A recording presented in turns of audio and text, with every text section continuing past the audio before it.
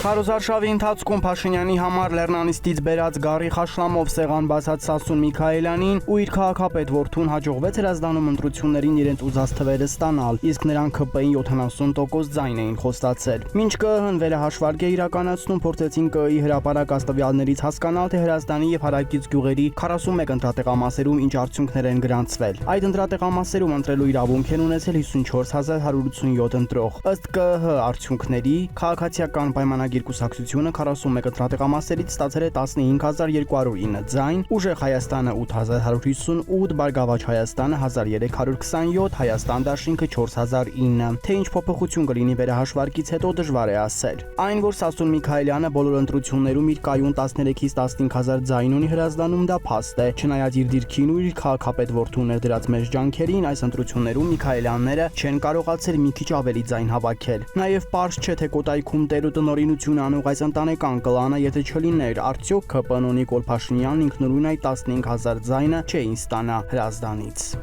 Գորիսի քաղաքապետ Արուշ Արուշանյանը շարունակում է հաշվեհարդարն այն ենթականների հետ, որոնք իր պատիվը գետնով են տվել Գորիսում ԿՊ-ի ջախջախիչ հաղթանակ չեն ապահովել։ Նա պատասխանատուներ էր նշանակել տեղամասերում, որոնք վստահեցրել էին, որ ամեն ինչ կարգին է, ԿՊ-ն կրում է, ընդդիմությանը սատկացնելու են։ Ընտրության գիշերը մեծ անակնկալ են եղել ԿՊ-ից ցածր տոկոսները եւ Արուշն աշխատանքից ազատել է իր տեղակալ Արտյոմ Աղաջանյանին, խորհրդական Կարեն Ջավահիրյանին, օգնական Գրիգորին, Խնձորեսկի վարչական ղեկավարին։ Մեր աղբյուրն ասում է, որ սրանով նա չի բավարարվելու մյուսներին ազատելու է, երբ հետընտրական կրքերը հանդարտվեն։ Ասել է, որ պատժելու է իրեն խաբողներին, իսկ որ ինքը խաբել է հանրության ընդդիմության սպասելիքները, ճամփարափող է եղել, դա չի հիշում։ Իշխանությունը հետընտրական չիստկա է անում պետական գերատեսչություններում, ԿՊ-ի հունիսի 5-ի ամփոփիչ հանրահավաքին մոբիլիզացրել էին վարչական ռեսուրսը, հրահանգ իջեցրել պետական աշխատողներին, որ բոլորն առանց բացառության մասնակցեն Հանրապետության հրապարակի հանրահավաքին։ Ընդ որում զգուշացրել էին, որ շուտ չծլկեն, մնան մինչև վերջ, քանի որ վերակացուներ են նշանակված, որոնք ստուգելու են ներկա բացակա են անելու։ Մեզ ասացին, որ վերակացուներն արդեն քանի օր է պարզաբանումներ են պահանջում այն աշխատակիցներից, որոնք հանդգնել են հանրահավաքին չգնալ կամ գնացել են եւ շուտ հեռացել։ Ասում են յուրայինների եւ ընդդիմադիրների ցանկեր են կազմում, որ հետագայում ինչ-որ քայլեր արվեն։ Որտեղ անգրագետ ու իր իրավունքները չիմացող աշխատող լինի, ստիպենդիում գրել գնալ, այլ տեղերում պարգևավճարներ չտալով պատժել եւ այլն։ Բայց եթե մարդիկ մի փոքր դիմադրություն դրսեւորեն, ոչ մի բան չի հաջողվի անել։